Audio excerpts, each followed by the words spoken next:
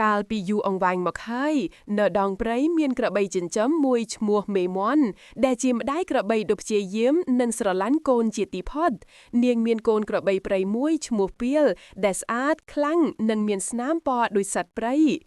មេមាន់បានថែរក្សាកូនយ៉ាងល្អពន្យល់ពីគ្រោះថ្នាក់ក្នុងព្រៃនិងបង្រៀនវាឲ្យរកចំណីជាមួយគ្នា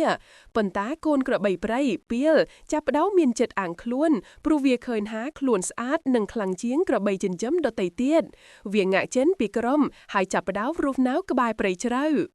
ថ្ងៃមួយពេលវាចរាចរលេងកំសាន្តតែម្នាក់ឯងវាបានជួបនឹងក្របីព្រៃក្រុមមួយដែលមានរូបរាងស្រដៀងនឹងវាពួកវានិយាយទៅកាន់ពាលថា